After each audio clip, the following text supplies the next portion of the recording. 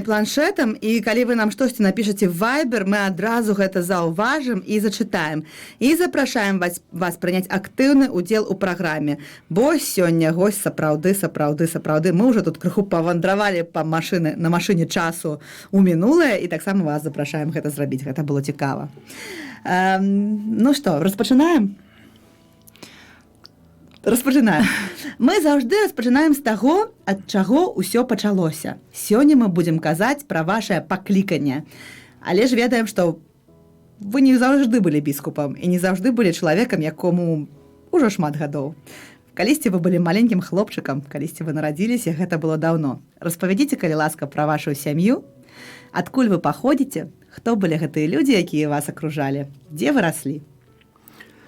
Ну, моя парафія Пресвятой Троицы, Шерышево, Пружанский район, Брестская область. Но родился я в религиозной семье. Ну, сначала хочу сказать про маму моего отца, мою бабушку. Ее имя Катажина. Было трудное время, Первая мировая война. Мой отец 1907 года, но когда было ему 7 годиков, умер ее муж, и она осталась с 4 сыновьями. Было очень трудное время, но она была в 3-м законе святого Францишка. И такой тяжелый труд. И мне рассказывали, что она была очень набожной, много работала и много молилась она. Но уже, наверное, это перед Господом Богом были ее, что мой отец самый из 4 сыновей самый младший был, а я ее самый младший внук. Ну и как я слышал такую программу там московского телевидения, что сказали, человек может собирать добро и зло, передается по наследству. Может быть, ее святость и так далее передалась как-то, что я тоже получил это призвание. Это со стороны моего отца, моя бабушка. А вы видели ее, вы помните ее? Нет, я уже не. Только вот... По рассказам, да? Только есть в Шерышево на кладбище, есть ее могила, и написано «Сестра 3-го закона святого Францишка». Мне так это радует, когда я молюсь, всегда прихожу. И она просит о здравость Марию отговорить. Я всегда, как и проезжаю, заезжаю помолиться на ее вот этим, могиле. Ну и моя мама тоже мне сказала, когда я уже ей сказал, что буду учиться на священника, она сказала, да, сынок, было такое время, я молилась до Господа Бога, ну, был уже у меня брат и сестра, я молилась, Господи, если родится у меня еще сын, я хочу его пожертвовать, чтобы он был священником.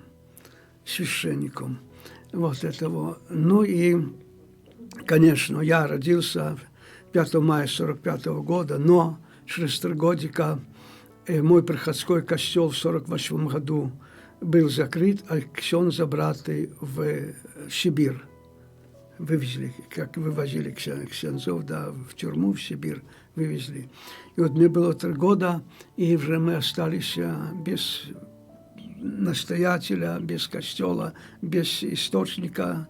Ну, это духовность, храм есть источник духовности, там мы слушаем Слово Божие, принимаем эти таинства. Это, как римский папа Ян Павел сказал, святая служба, алтарь, это есть вершина и источник вашей жизни. И мы остались без этой вершины, без этого источника. Но приходит время, а отец уже, когда я начал 1 класс ходить, там в 7 год, начал уже меня учить также и религии. Но после вот смерти Сталина в 1953 году Никита Хрущев начал выпускать священников. Возвратились священники. Пришел наш ксенц, но костел закрытый. И он пелище начал, там был открыт костел, там начал работать. И самый ближний костел был в Кобрине. От нашего дома это примерно 60 километров. И вот уже мне было 9 примерно год, и отец меня приготовляет к первой исповеди и причастию. Ну, он знал, там знакомый у него был в Кобрине, И в 2 часа примерно ночи он меня садит на велосипед дорожный, потому что не было другого транспорта. Автобусы еще тогда не ходили. И 60 километров он на дорожном велосипеде на педалями крутил, а я на этой раме сидел. И мы примерно в 8 утра уже приехали в Кобрин к его знакомому. У него тоже знакомый был сын моего возраста. И мы пошли до костела. Ну и там отец представил меня к ксензу. Ксенз спросил меня, что надо для первой исповеди. Я на все вопросы ответил. Это была моя первая исповедь и причастие. Это был 54 год. Еще тогда был такой развивающий атеизм хрущевский начинался. Но потом пришел другой ксенз с Казахстана, Михаил Воронецкий с Казахстана, с тюрьмы вернулся в Ружаны. И уже в Ружаны можно было ехать автобусом. Впоследствии Брест, Лида, Брест, Слони, Брест, Вильнюс, Брест, Каунас тогда. И все шли через Ружаны. И уже мы каждый год ездили в Ружаны к пасхальной исповеди и причастию. Помню, однажды мы стоим в очереди к исповедальне, ходит какой-то, а тогда Ружаны тоже районный был, ходит какой-то чиновник. Вся молодежь и дети до 18 год вывести из костела. А мы столько километров тоже примерно 62 раза пересадку делали, чтобы пройти. Теперь мы остаемся без пасхальной исповеди. Тогда люди, возле стенки стояла очередь к исповеданию, отошли, и мы между стенками людьми на коленях подходили к исповедалию, чтобы... То есть вы как бы спрятались? Да, вот это. Но они не ходили, не проведяли там с фонариком, где... Ну, как-то так, он сказал вывести, и как-то ушел. Это было страшно? Да, вот это. И вот мы между этими подходили к этой исповеданию, тоже не могу это забыть, как на коленях и шел к исповеданию, чтобы исповедаться. А много людей было в костеле? Ну, тогда близко не было Ружан, костел. Ружаны, там что теперь, это не было. Все ехали к Ружанам. Был полный костел, было людей. Может, ему трудно было заметить это все. Но потом соседка привезла с Минска радио. Мы начали слушать святую мессу уже по радио «Вольная Европа» с Парижа, с Лондона на польском языке. Начали слушать этого. Но так можно было? То есть это было не подпольно, не секретно как-то? Не на коротких волнах, а что-то. Просто ловили как-то там, да? Да, радио, короткие волны, 31 там или 41, вот это, да, и на короткие нормально. Слушали передачи, вот уже слушали службу, тогда вот это «Вольная Европа», ну, как у нас здесь «Свобода» была в русском языке, там вот это слушали. Ну, потом я, чтобы не ходить к соседу, начал работать, тоже на первую зарплату купляю радиолу «Рекорд», да, и уже тоже все дома слушаем. Также другие религиозные программы, Ватикан на русском языку, там на белорусском, украинский, понятные это языки, начал слушать. И так, литературы дома только молитвенники были дома. Литературы не было, в молитвенниках молился, а все с радио эти немножко религию познавал. Ну, как-то в сердце чувствовал почитание Божьей Матери. И уже примерно 18 лет я наизусть выучил литанию до Матери Божией, ляританскую литанию до Матери Божией. Но потом забирают меня на 3 года в советскую армию. Я тоже там 3 года молился в этой казарме. Подъем, физзарадка, заправка коек, я заправляю койку, так немножко перекрестился. Кира Рейсон, Христа Рейсон, и отправляю. Отбой положились, я тоже прикрылся литанию до Матери Божией. Ну и матерь моя сказала, мать, знаешь, уже не будешь в армии, там уже службу не будет возможности, то ты розарий отговаривай на пальцах. Потому что нам карманы проверяли, и если найдут, сразу заберут. Проверяли карманы, да. И я ложил книгу на столе, как бы читая, сидел и на пальцах отговаривал вместо розарий.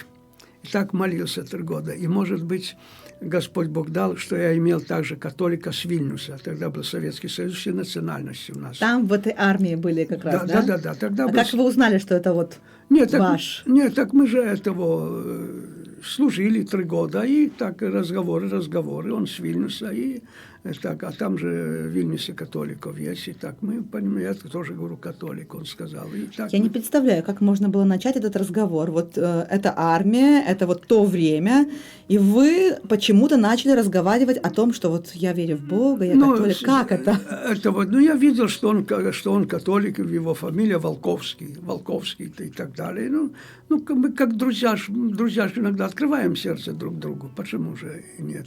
Мы же личный разговор, вот с кем-то мы разговариваем. И вот так с ним разговаривали. Договорились, что он живет в Вильнюсе, тоже ходит до костела и так далее. Ну и так мы с ним дружили. Нам присылали на Рождество оплатки в конвертах. Мой однажды оплаток нашли на почте, очень грубый был, не пришел, но ему пришли. И мы так ломались, делились. Даже православного друга я всегда приглашал, дружил, он тоже с Брестской области был. Оплатками делились. Так мы стали такими друзьями. Но вот приходит конец армии, уже собираемся ехать домой. И я говорю: Юра, едем домой, а мой приходской костел закрытый. Я бы хотел еще, чтобы иметь возможность в воскресенье на службу приходить. Потому что, когда по радио слушаешь, то хочется быть там, где она совершается. Вот так вот, сколько я помню, слушаю, но так хочется быть, где она есть, там быть, а не по радио слушать. Он говорит: слушай, так едем в Вильнюс.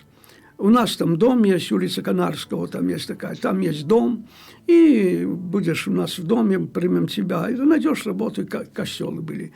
А в Вильнюсе было примерно 30 костелов до войны.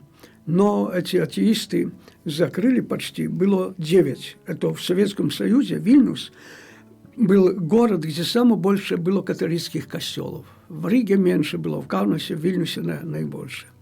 Ну и так я поехал в Вильнюс.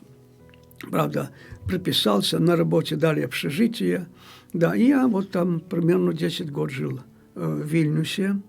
Да, недалеко Острой Брамы и Святого Духа. И уже для меня была возможность посещать. Уже даже и на утро не ходил, там, и на вечерние службы. И до Острой Брамы в субботу, выходной. Ну, я сам себе тоже немножко там приготовлял и пищу сам себе. Иногда ставил большую кастрюлю капусты, включал малый огонь, шел в Вильнюсе до Острой Брамы на святую службу. Там 9 утра по-литовски, в 10 по-польски на какую-нибудь службу. Выслушал службу, приходил уже мне суп готовый и так далее. Вот так. Но тоже литературы в общежитии там не было. Все познавание с проповедей. Правда, купил русско-польский словарь подучить, потому что там службы в 2 языках, литовский и польский. Подучил польский язык, чтобы понимать службы. И так начал свою катехизацию такую вот делать, познавать. Самокатехизацию. Да, познавать с проповедей познавать. Потом жили в общежитии, имел тоже друга католика. Он мне принес Библию, письмо святое в образах, есть такая вот. Письмо святое в образах. И я первый раз начал читать Библию. Раз прочитал, и второй раз. И он видит, что я не могу оторваться. Он боялся, чтобы не пропала эта книга. Но я примерно 5 раз ее прочитал. Это было мое первое познание Святого Писания. Да. Там примерно 360 этих религиозных икон, и каждому слова с Библии и комментарий, очень хорошие для познания. И так я углубил свою веру. Да, ну и уже здесь призвание. Ну, сначала я чувствовал какие гуманитарные призвания в медицину. Даже в Гродненский мединститут, лечебный факультет подал. И вот готовлюсь к экзаменам, но чувствую, что-то не то. Мне хотелось, чтобы меня полностью тянуло. Я чувствую, как я против течения вот этого. Я еще пошел в Острбраму, встал на колени и молюсь. Матка Божия Острбрамская, я обещаю целый год, каждый день ходить на святую мессу, службу. Помоги мне после этого года найти дорогу жизни, чтобы это меня просто, привлекало, тянуло, чтобы это. Я хотел найти, чтобы полностью отдаться вот этому. И вы знаете, я исполнил свое обещание. проходил целый год, каждый день на службу. Ну, рядом были костелы Святого Миколая, там только в литовском языке Святого Духа, в польском только языке, и остров Брама, очень близко были. Я, улица Альгерна такая, там жил, вот этого. Еще в Литве есть тоже в Вильнюсе икона Матери Божией Собрамской. Есть Шилува возле Каунаса, там в глубине Литвы, там фигура Божьей Матери с младенцем. И там 8 сентября, день рождения Божьей Матери, очень большое торжество. Ну, я уже это слышал, ну, думаю, дай поеду, посмотрю. И как раз была свобода, там, суббота как-то. Поехал, я столько людей никогда не видел, столько людей, вертолет летает там сверху, наверное, фотографирует, такая масса людей. Ну, зашел я, там большая базилика, храм и часовня, где-то фигура Божьей Матери с младенцем. Я зашел, вижу, литовцы на коленях ходят вокруг фигуры, четки отговаривают. Я тоже стал на колени, начал молиться. И первая мысль, которая прошла, как, знаете, не скупись, но все равно что-то мысли проходят. Первая мысль, которая прошла, иди в семинарию. То в русском языке так, иди в семинарию. Я помолился, отбыл все торжество, и сразу оттуда поехал в Каунас, условия поступления спрашивать в семинарию. А сколько лет вам было в тот момент? Ну, то уже, примерно. Знаете, я 22 года только с армии, как пришел, уже время было там, и 28 там или сколько год было. Это, знаете, жить без костела и так далее, как это трудно все, не имея средств познания Господа Бога. Ну, я того поехал. Дежурный в семинаре сказал, все сейчас на празднику, только профессор дежурит в кафедральном соборе. Пошел в кафедральный собор, профессора нашел, говорю, какие условия? Ну, он сказал мне условия. Ну, говорит, если вы из Беларуси, то в нас преподавали в литовском языке, старайтесь ходить в храм, где служба в литовском языке, и учите, и вопросы будут решены. Ну, и так я подал документы в Каунас семинарию, но тогда было ограничение власти, ограничение. 10 человек, например, принять, а приедет там 20 кандидатов больше. И была очередь. Ну и мы вдвоем поступали Святого Духа. И вот он 2-й год, а я 1-й. Он шел в очередь, меня на 2-й год оставили. Но тоже был такой приказ властей, что с Литвы только в Каунас имеют право поступать, и после окончания только на Литве работать. А Рига, еще в Риге была семинария, Рига имела право принимать со всей былого Советского Союза, с Беларуси, Украины, из вот этого. А настоятель, Павел Бекиш такой был тогда, говорит, знаешь, что на Беларуси ксензы умирают, приходы остаются без священников, все. Кажется, костел уже перестанет существовать. Да, действительно, это так было. Вот этого. Может быть, я поеду, узнаю условия в Ригу, и чтобы ты поступил в Ригу после окончания на Беларуси работал. Ну, хорошо. Он поехал в Ригу к теперешнему кардиналу Янис Пуячис. Он сказал условия, что Рига имеет право принимать только из Беларуси, Украины и с Союза, а с Литвы нет. Я должен выписаться с Литвы на Беларуси только тогда. Ну, я выписался с Литвы на Беларусь, из Беларуси подал документы в Ригу. Ну, и там еще в Риге сказали, должно быть разрешение уполномоченного по делам религии области. Я поехал к уполномоченному, он мне не дал разрешения. Почему? Ну, это, знаете, не сказал. Я не не объяснил. даю. Почему? Не знаю, какая там. Вот это. Потом также Минск приезжал сюда к уполномоченному, республики тоже нет. Ну, тогда я в Риге сказал, что вот этого не дают разрешения, вот этого, ни область, ни республика. А у нас еще есть уполномоченный кардинал, вот теперь Янис Пуячис в Москве. Ну, я поехал в Москву к уполномоченному. Ну, тоже, значит, у меня очередь кандидатов. Я запишу очередь, придет очередь, вам разрешим. Ну и так я был в Москве в очереди, но я учился, так сказать, как заочно. Ксенц Пралат Пянковский, такой медведичий приход, там был в Ляховицком районе. Он имел докторскую степень доктора, имел право приготовлять священником. И вот он меня начал приготовлять к священству. Ну и потом меня вызвали в Минск, уполномоченный. Ну, сказали, ищи приход и даем тебе разрешение.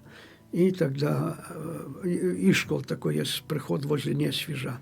1472 год Радзивилл костел построил. И вот меня Ксенц Пралат направил в этот приход. Прихожане написали в Ригу ректору, чтобы меня приняли. И после окончания я должен был там работать. И так меня приняли в Ригу, в семинарию. Я окончил в 1984 году. Окончил семинарию. Нас рукоположили 6. 3 с Украины, 1 латыш был, и нас 2 с Белоруссии. Я и 1 с Гродненской области. И вот был направлен после окончания семинарии работать в эту Ішколс-приход. Ваша Екселенція, у мене таке питання. А хто з вами ще вчився в этой подпольной семинарии в Беларуси? Ну, и этот теперешний бископ Демьянко еще учился. Также учились с Гродненской области, там Лисовский такой вот учился, он теперь там пралат в Гродненской диецезии. И все стали святорами потом, так? Да, так, все, кто там учился, то все стали. Ну, это было, знаете, моя кандидатура, это уже последняя, с которым ставили столько препятствий, чтобы нету. После этого все уже без разрешения уполномоченных стали принимать и без этого. А я уже, можно сказать, последнее такое поколение, которые столько имели еще препятствий, эти разрешений, уполномоченных и так далее, чтобы поступить. Потом уже это отменили все, им все разрешали. Даже 3 немца с Казахстана учились с нами, католики в Риге, в семинарии. Вот этого. Это была семинария со всего Советского Союза, интернациональная, можно так сказать, да. А что вы запомнили из вот тех годов, когда вы учились в семинарии? Что-то вас так особенно впечатлило там? Учеба в семинарии самые лучшие года, когда ты только стараешься учиться, никаких там других таких обязанностей. Священнику надо и то, и то, и то, а там только вот самые прекрасные года, там, получая знания, молишься в часовне семинарийной и так далее, то самые. Ну и профессора у нас были еще те, которые кончили Петербургскую католическую академию до революции. Они были очень опытные. Я не могу, они так нас духовно, интеллектуально, такое духовно-интеллектуальное, моральное развитие, что они всегда в моей памяти останутся, эти профессора. Они прошли все эти трудности, атеистические, все. И они просто жили Господом Богом. Все-то нам передали. И так мы очень благодарны этим. Вот. Скажите, а вот ваши родители, что они об этом думали и что они вам говорили, когда вы приняли такое решение? Пойду в семинарию, буду священником? Не, ну, значит, этого, когда я приехал с Вильнюса, я первый раз сказал матери, да, что вот это она, конечно, может быть, не ожидала этого, хотя когда-то раньше-то молилась, но, может, призабыла это все, ну, мать немножко так этого, она возрадовалась и так далее, так что родители были... Потому что с Брестской области я первый, наверное, окончил официальную семинарию, и это было для них такая радость, и для всех тех уже и прихожан моего прихода, Шерешева и так далее. Они вымолили, они очень глубоко верующие там люди, молились. У меня есть фотографии, дверь закрыта, люди на коленях перед дверьми молятся. Так они молились. И видите, вымолили, что открылся костел, и священники даже с этого прихода, вот первый, который из Брестской области получил рукоположение. А как нашу Пинскую семинарию в 1939 году закрыли, то только в 1978 году первый Антоний Ханько из Гродненской области получил рукоположение. посчитайте, 39-й год закрывает, и в 78-м только первый ксенц. Вы видите? 40 лет. И там еще в Браславе, кажется, один ксенц. Вы видите, вот какая трагедия. Казалось, все, не будет костела на Беларуси. Ксензы умирали, а на них наследников не было. Такая была вот этого. И этот ксенц Пралат Пенковский тоже очень переживал и так далее, молился, но он предчувствовал, что что-то Господь Бог даст, какая-то в него уверенность была, и вот Господь Бог дал вот этого, что приехали вот из Польши ксензы, и так возрождение костела началось. Потому что действительно, как Александр Пушкин сказал, Библия, книга мудрости, дает ответы на все вопросы. Вся правда в Библии. Почему вот Михаил Ломоносов, первый русский академик, он же сын крестьян с Архангельской области, с рыбаками рыбы, торговцами пошел в Москву, пришел, начал учиться, первый русский академиком стал, сын крестьян. Как он сказал?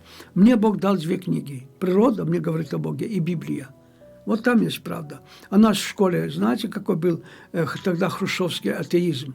Когда Хрущев такие храмы, Огродно, Фара Витальдова, 13 век, как сказать, перла архитектуры, центр города, и надо взорвать. Наш Пинский, святого Станислава Костки, где Андрей Баболя, мученик, похоронен, в центре Минска, как бы он украшал, взорвали. В Столбцах тоже бывший костел взорвали. Ну, ты видите? Да, и в Гродно, вот где сейчас работаю, в 1938 году костел закрыли, 4 ксенза расстреляли. Ну, за что нас расстреляли? Что мы учим что-то плохое? Мы учим правду. Есть Господь Бог, да, и Божьи заповеди. Возлюби Бога и ближнего, как самого себя. Вот вся наша наука сводится к этому. Так это что? Какое преступление? Это самая высшая мораль. Даже атеисты взяли вот это. Бог говорит, возлюби ближнего, как самого себя. Братство, равенство, взаимовыручка, любовь. Это же все вот возлюби ближнего. Тут и братство, и равенство. И что они нового нам дали? Но придумали атеисты эту гипотезу. Материя вечна, зашли определенные обстоятельства, возникла жизнь, и с течением эволюции дошла до такой формы. Это только гипотеза атеистов. Здесь нету здесь истины в этом, да. Вот истины. Посмотрите, как Эйнштейн, лауреат премии Нобеля по физике, как он сказал: «Вокруг меня сложнейшая система взаимосвязи и гармония. Как ученый физик, я знаю, что каждое явление имеет свою причину». Вот так ученые говорят. А Ньютон что сказал? Этот мир создан по плану всезнающего, всемогущего существа. Вот мое первое, последнее слово. А Дмитрию Менделееву задают в Берлине вопрос: вы гениальный ученый, вы верите в Бога? Да, я верю в бессмертие души. Вот так, видите, где есть правда. А нас в этой... И ты должен по дарвинизму отвечать эти, ну, такие ответы, атеистические ответы, как там. И вот такая формация. Видите, как нам трудно было. И меня спасла религиозная семья. Костел был закрыт, но в мае, вот мы до Божьей Матери молились, в июне до сердца Иисуса Христа, розарий, этого, во время поста крестный путь, и все это было в нашем доме. Все это. Вот соседи собирались, католики, и мы дома молились. Вот формация духовная от семьи. От семьи зависит формация духовная. Как римский папа Иоанн Павел II Святой сказал: «Самое большое впечатление на меня производил отец, когда после работы приходил, свои уставшие руки складывал к молитве. И я видел уставшего отца, молящегося уставшего отца». Это самый большой для меня был пример веры. Вот и для меня родители дали пример веры. Они не боялись, они тяжело работали на ферме, молодняк готовали. Эту ферму вывели на первое место в Пружанском районе. Мама была на доске почета. Отец получил грамоту от Совета министров БССР. Вот так работали родители. Молились и работали. Видите? Так что религия не мешает работать и так далее. Святой Бенедикт сказал: «Ора эт лабора». Если бы мы молились и работали, мы давно бы коммунист построили. А так мы только работали, 5-летки, 7-летки, что с этого вышло. Видите, вот. Ваша экселленцыя, а мы ведаем, што вы належыце да ордэна дамініканаў. Калі вы з імі пазнаёміліся ўпершыню, раскажыце? Ну, значит, я же... Ввогуле іх можна было там знайсці. Этого Я жил, когда в Вильнюсе, ходил в костел Святого Духа, как министрант. Потом также пел в костельном хоре. Там тоже была сестра-доминиканка. Ну, тогда все сестры ходили в гражданской одежде, потому что в Советском Союзе нельзя было. Ну, а я как жил в общежитии, она недалеко от костела жила, то там и другие там собирались мы на общие такие духовные разговоры. Ну и доминикане работали также в Петербурге, в Ленинграде тогда, ну так укрыто работали вот это. Но они иногда приезжали в Вильнюс, я там с ними познакомился. Ну и чувствую такое склонности к такой монашеской жизни, склонности к проповедованию. Ну, это такой орден монашеский, который проповедующий орден, да. Ну и вот так сложил эти все там присяги. Но это все было в конспирации то же самое, потому конспирация это все было. Да, в то время нельзя было регистрировать никаких ни законов, ни священников. Ну и вот так вот этого служу. По воле Господа Бога, да. Служил я 7 год в этой Ишкалде, потом 9 год в Барановичах. В Барановичах тоже начал приход и там костел строить. Ну, потом с Баранович в Брест перевели меня, там ксенз очень хорошо работал, Короляк. Ну и зато его активную работу тоже как-то его депортировали, визу не дали ему на его месте. Работал там тоже, он начал строить костел, я тоже продолжал это в Бресте. В Бресте. Ну, потом из Бреста кардинал забрал до Пинска, в Пинску там 5 год. Ну, и сейчас вот с Пинска, здесь вот город Гомель. И, как уже говорил, в 1938 году костел закрыли, в 4 ксенза расстреляли, в 40-м взорвали. Этот костел 50 год вообще такой большой город, второй после Минска, 500 000 жителей. Не было храма. Ну, когда разрешили ксензам с Польши приехать, там приехал ксенз Славомир Росковский, повстал новый приход рождению Божьей Матери. Но когда я начал уже работать в Гомеле, я прочитал историю исторического прихода Успения Божьей Матери. Там последний костел был построен в 1818 году. Но в 1938 году, тоже 620 год, закрыли, взорвали, 50 год не было костела. Ну и написал просьбу о регистрации исторического прихода, зарегистрировали этот приход. Да. Ну, потом начались вопросы выделения участка, выделенный участок, ну и теперь закладаем фундамент этого исторического костела после 120 год вот этого, то есть после 180 год перерыва уже часовенька построена, ну и ксенз там Леонард ведет уже службу в часовне, и так исторически, начиная после 80 год работает исторический приход города Гомеля. Вы помните тот момент, когда вы приняли святарские посвящения? Вот как это было? Как вы ждали его? Как это все происходило? Что у вас было в голове и в сердце в этот момент? Ну, знаете, это очень торжественные события. Но, во-первых, уже последний год перед рукоположением уже сначала у нас диаконы рукоположили, уже диаконом ты, да, уже так приготовляешься морально и так далее к этому рукоположению. Ну и вот это приходит этот момент, ну и нас, как я говорил, на курсе было 6 клериков, 6 диаконов, 3 с Украины, да, теперешний епископ Широкородюк, Харьков-Запорожский, он будет в Одессе работать. Нас 2, меня и один этого, Виталий Лозовицкий, он в Гродненской диепархии работает, ну и один латыш, да.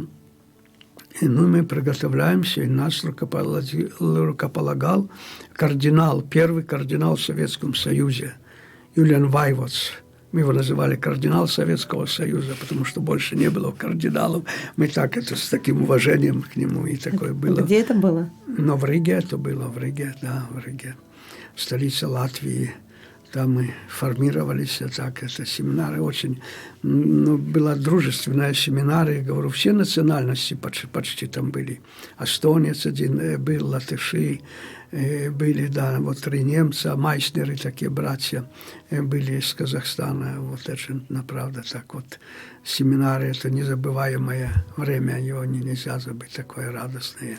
А эти все люди, они сейчас есть у вас на связи? Вы можете с ними общаться? Да, конечно, мы вот этого, когда нам было 20-летие священства, то эти 3 приехали с Украины, Минск, Красный, из этого Шимона Гелены костел, мы 2 с Беларуси приехали, и потом поехали в Вильнюс, остров Браме, поблагодарили Божию Матерь за призвание с Вильнюса в Ригу, в кафедральном костеле, вот это, где нас рукополагали, и вел службу тогда теперешний кардинал Янис Пуячис, и эта служба транслировалась по телевидению. 1 раз в месяц литовское телевидение показывало службу в кафедральном соборе. Как раз в это воскресенье, когда и из Беларуси, из Украины, так и в Латвии эта служба.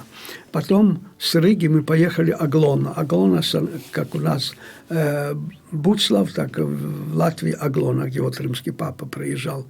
И там Божьей Матери помолились, и тогда уже возвратились на Беларусь, они на Украину, а мы на Беларусь. Так бы. Ну, потом хотели еще собираться. Ну, вы знаете, один, правда, же наш курсовой со Львова, ну, как-то уже Господь Бог забрал его в Царство вот, Небесное. Но так, перегруженные работой, трудно им с Украины сюда, нам где-то вот этого.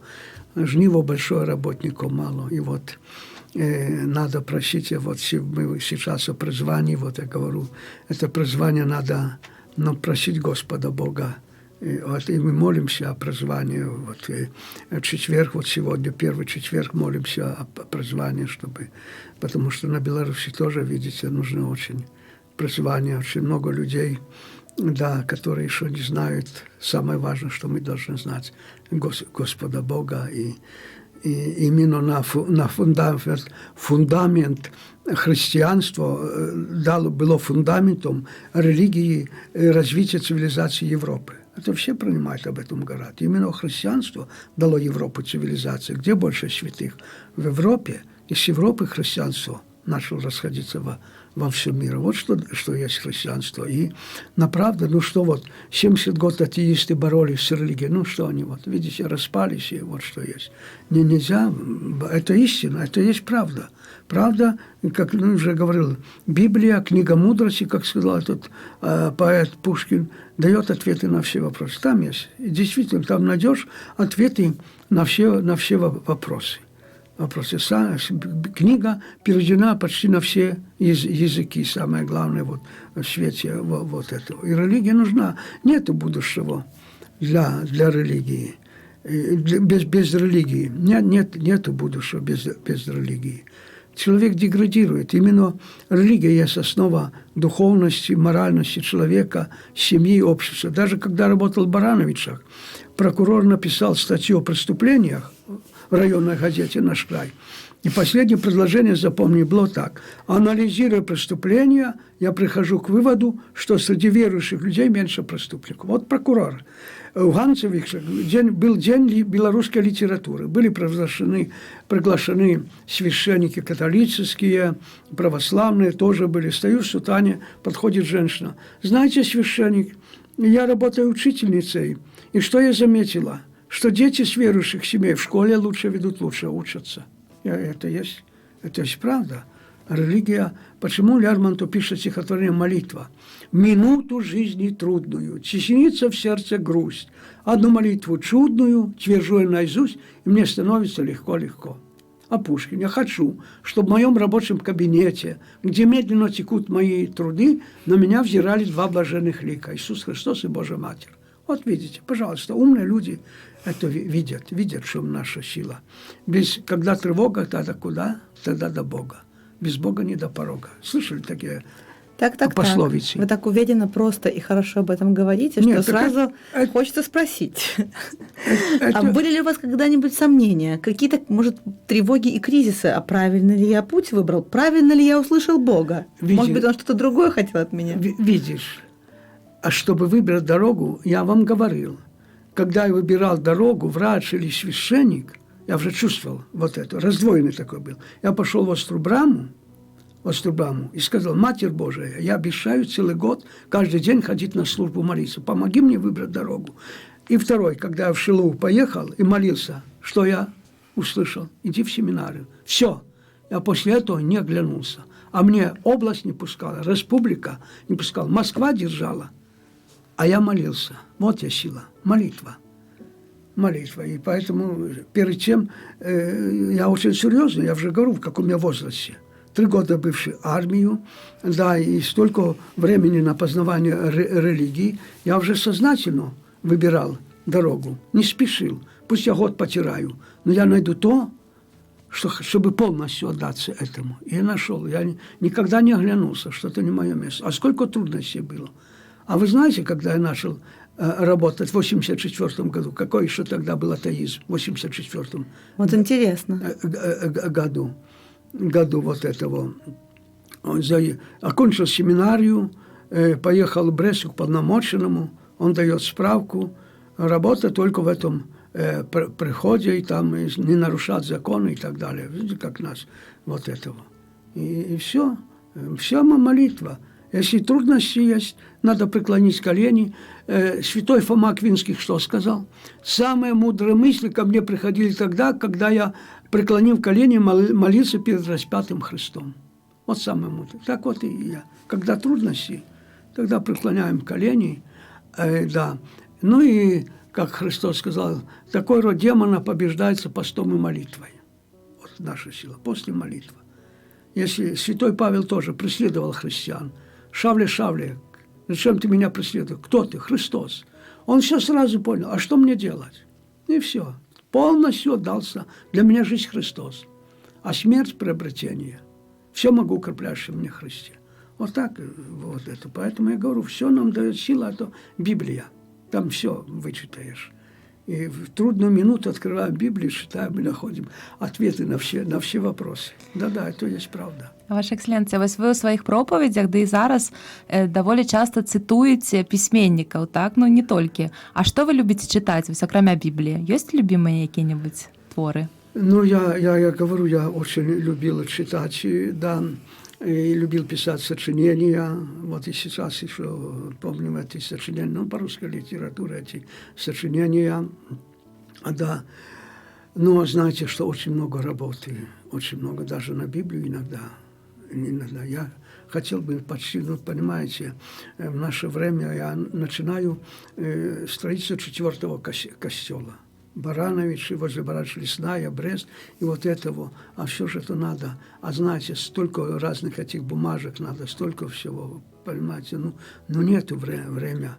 А мы же обязаны бревиарий читать это обязаны вот этого. Ну и Библию тоже надо читать, понимаете, вот. И это немножко, это строительство священника тоже время занимает. Я иногда говорю, если хирург перестанет делать операцию, будет строить больницу, вы пойдете к нему на операцию. Все говорят, нет. Вот видите, как важно сохранять форму. Если спортсмен перестанет тренироваться одному олимпийскому, вы олимпийский чемпион, да, я 2 раза хожу в день на тренировку. Видите, как нам надо вот это и молитва, и Библия, и все духовное. А тут нету священников, и надо вот епископу тоже приходится работать, все функции выполнять, и священника, и епископа, и ну что ж. Патлумачу нашим слухачам, потому что, покуль мы не зайшли яшчэ ў студыю, мы попыталіся узнаць у біскупа Казіміра, як ён бавіць, слова такое, свой вольны час. Ну, попыталіся уявіць себе неяк біскупа ў такіх домашніх тапачках, можа, на якой канапе, з кнігай, там, з чашкай гарбаты. Не, ён сказаў, што такога ў яго не бывае, бо ён заўжды ёсць заняты. Таму мы ўжо такое афіцыяльна пытанне не ставілі. Ведаеце, што ён не адпачывае. Ну, пока пока, да, действительно, я хотел бы найти свободное время, но, понимаете, вот. Интересно узнать, вот вы стали свидетелем таких разных эпох в истории нашего Костела. Есть ли какие-то наблюдения, вот, которые вы так сходу могли бы вот поделиться? Вы видели и вот такие года, и развитие, и восстановление, и подъем Костела. Какие-то наблюдения? Что за люди были? Как это все происходило? Не, но знаете, когда был атеист, преследование, тогда все те же, которые ходили молиться, они действительно молились от сердца. И ревностно так молились. Я помню, вот столько год, как был закрыт наш приходской костел, и молились в нашем доме, как эта молитва исходила от них. И они уже ничего и не боялись, и не стыдились, и так ревностно молились. А вы знаете, что вот в Барановичах был костел в одно время, но не было ксенза. Люди ставили радио на алтарь, клали вот это одеяние священника и слушали службу, ну, с Варшавы, Святого Креста, там служба была. Вот так люди пережили. Посмотрите, молитва как победила. Вот 15 примерно год тому назад мы, католики бывшего Советского Союза, собрались в Киеве поблагодарить Богу за свободу религии, уже распавшись в этом Советском Союзе, когда пришла свобода.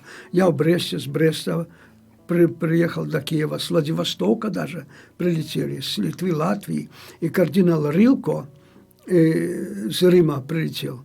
Мы все молились, благодарили Бога за свободу религии, да, и все были одного мнения. Это свобода религии, это страдания и молитвы верующих людей. Вот эти страдания, молитвы верующих людей, они дали нам эту свободу. Вот даю вам библейский пример. Народ Израиля был в Вавилонское такое, ну, рабство, ввели его. И там один чиновник короля Асферуса наговорил: давайте всех, ну, казним этих иудеев. А Эстера, жена короля, тоже еврейка была, она это слышит, какое загрожение, ну, угроза для его народа. Ну, как во время войны немцы их расстреляли. Да. Что нам делать? Она говорит: молимся. И призывает весь народ к молитве. Сама снимает королевское одеяние, это все красоту свою, преклоняет колени, 3 дня молится, 3 дня постит, и без разрешения короля нельзя входить в его палац под карой смерти. Она, что будет, то будет. Я иду к королю. Без разрешения идет. И он ее тоже могло это ожидать. И посмотрите, как эта молитва изменила этого короля. Эстера, что будешь просить? Я все исполню. Сохрани жизнь моему народу. Видите, что сохранила жизнь народу? Молитва. Молитва. Вот так и мы в Киеве где-то 15 год или сколько молились, приехали поблагодарить Бога, и все были одного мнения.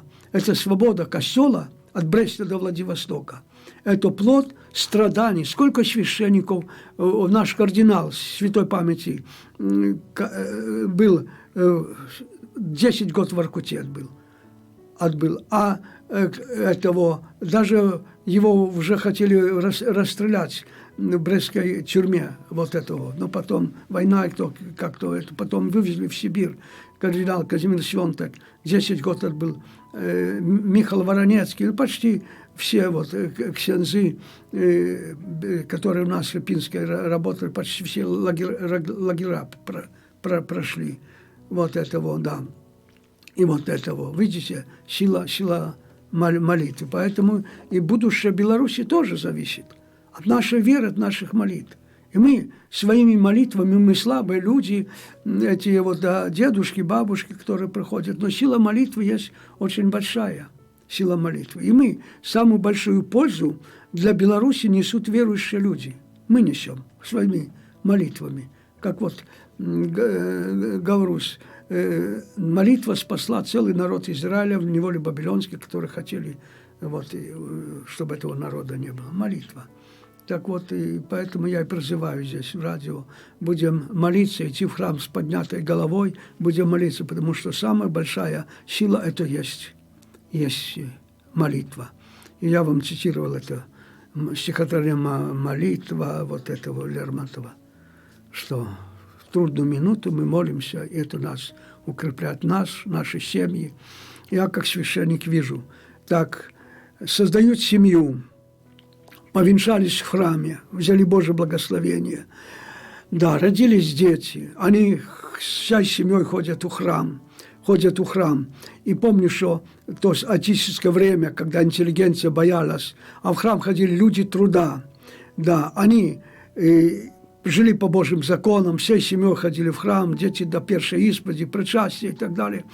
Они люди труда, мозоли на руках, а дети дипломы в руках имеют, попанчивались. Таких примеров очень могу вам привести вот этого. Тільки у нас уже трошечки час поджимає. Тому что вот вы говорите, какая разница. Вот тогда был атеизм. Да, атеизм, преследование. А теперь свобода костела. Стройте, все вам разрешаем, ничего не запрещает нам, эти пилигримки и так далее. Но посмотрите, с Запада идет материализм, какой. Эти партнерские союзы. Мужчина с мужчиной, женщина с женщиной. Это что? Видите, разве это не моральная деградация? Снутри уже вот этого. Сначала атеизм натискал как бы снаружи на нас, вот натискал, запрещал. А теперь вот снутри наше общество, внутреннее начинает раскладываться.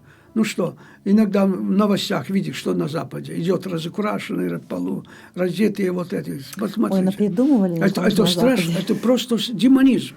Как Лев Толстой сказал, лицо человека – зеркало его души. И очень легко видно. По лицу посмотришь. Вот один проповедь, помню, в Вильнюсе говорил священник. Рисует художник икону «Тайна вечера». Нарисовал всех.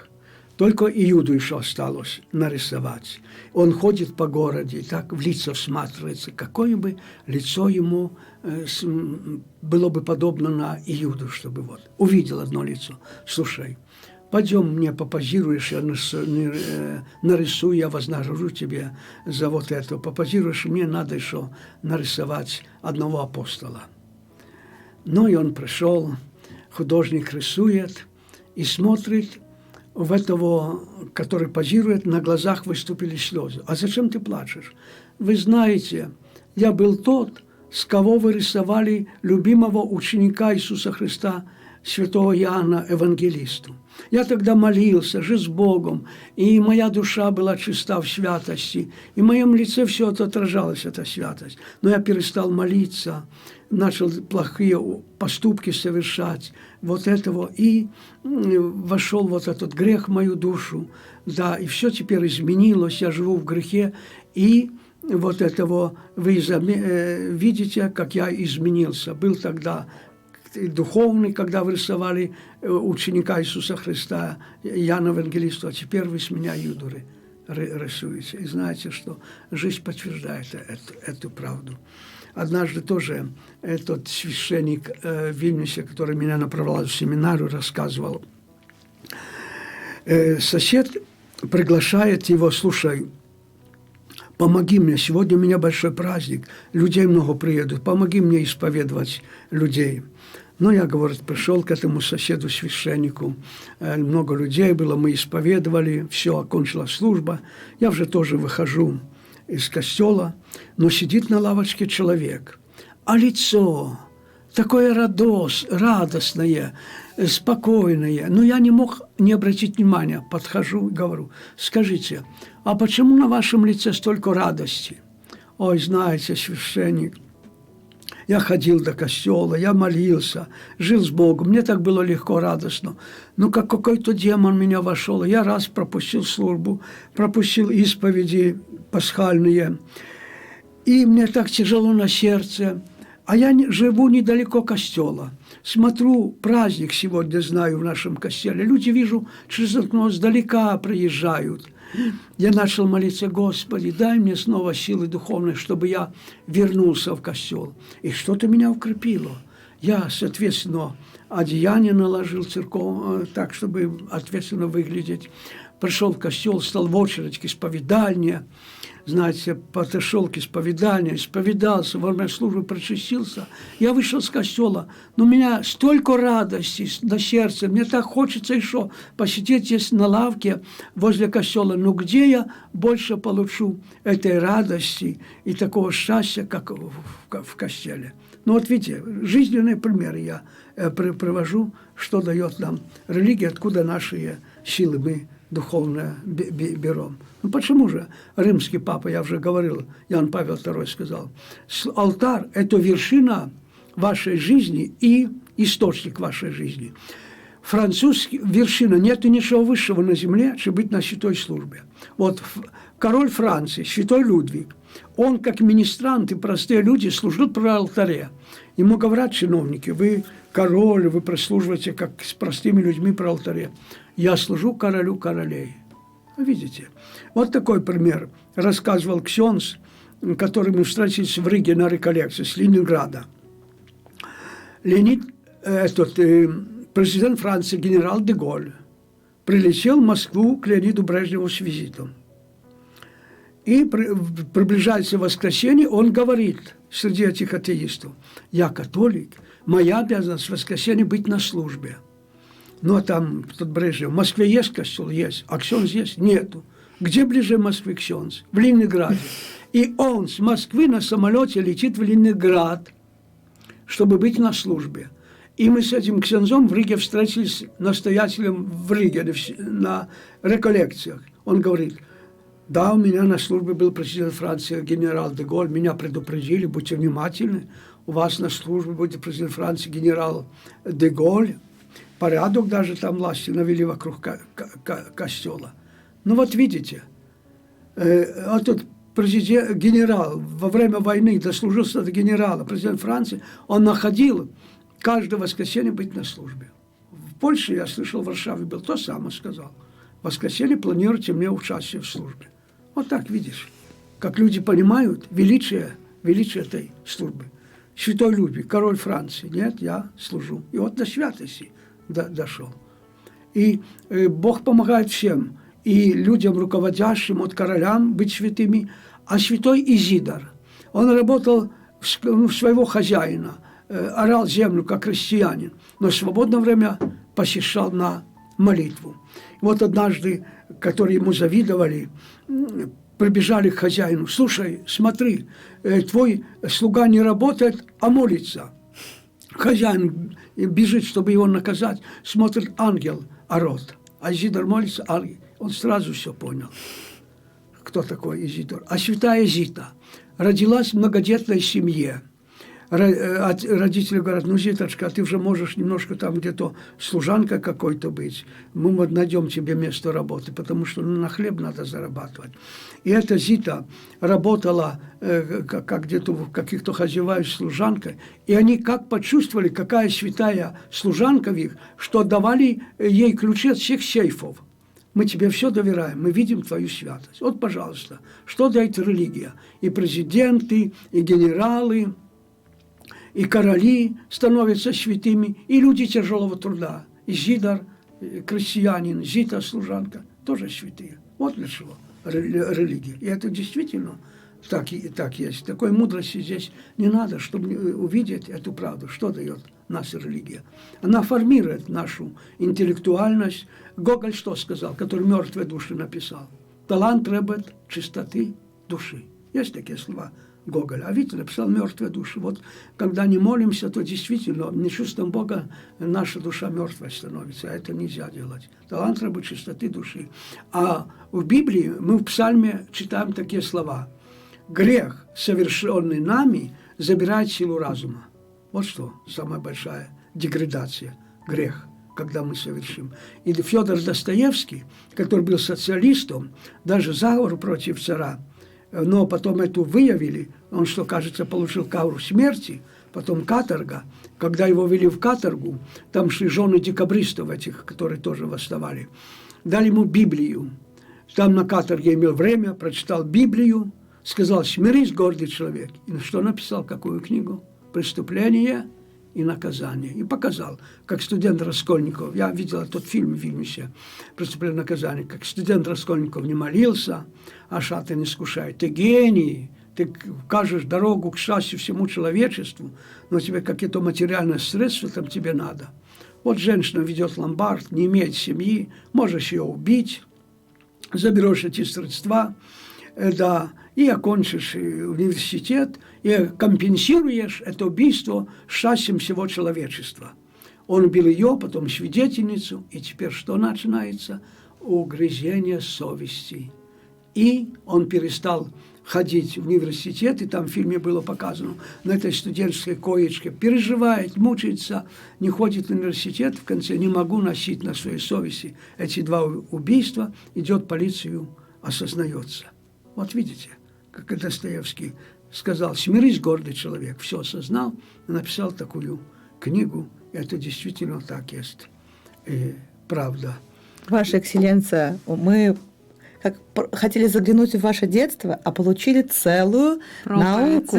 Целую науку. Большое вам за это спасибо. И сейчас вот мы уже с таким сожалением, с грустью глядим на наши часы студийные, видим, что нам уже, так время есть нам заканчивать нашу чудесную беседу. Будем надеяться на то, что будет у нас возможность, еще у вас возможность приехать к нам на Радио Мария, потому что у нас есть еще программа «Щирая размова», в которой мы можем еще так глубже заглянуть в такие интересные книги. И будем очень рады, если вы найдете время к нам приехать сюда. Я хочу только родителям пожелать, дайте своим детям Господа Бога. Вы им дадите все. И я благодарю. Мои родители крестьяне, кроме мавзолея на руках у них почти не было. Говорю, вывели эту ферму «Молодняк» на первое место в районе. Мать доска почета, отец грамота, министр Совета министров БССР. Но что они мне дали? Дали религию. Все. Спасибо моим родителям. А все остальное уже молитва. Молитва, все остальное. Вот так детство началось. Домашний костел был. Не было приходского костела, был домашний костел. Это было наше спасение. Молитва – это наше спасение. Самая большая молитва, когда участвую в святой службе, принимаю причастие. Все. Вот источник, крымский папа сказал. Служба – это вершина, источник вашей жизни. Ничего важнее нет на земле, чем быть на службе. А Бог – наивысшая мудрость, любовь и святость. Мы тоже имеем мудрость, любовь и святость, принимая причастие. Это есть источник нашей мудрости, любви и святости. И святой Павел сказал, все могу, укрепляющий меня Христе. И Христос в причастии во время службы нас укрепляет. Поэтому я всем желаю участвовать в святой службе, принимать причастие, и Господь будет с нами. Если Бог с нами, кто против нас? А можно мы попросим еще у вас бискупского благословения для нас и наших слушателей? Да. Пан з вами. І з Духом Твоїм. Нехай ім'я Пана буде благословлено. Тепер і навіки. Допомога наше ім'я Пана. Який створив небо і землю. Нехай вас і всіх слухачів благословить усемогутний Бог, Отець і Син і Дух Святой. З Паном Амен. Богом.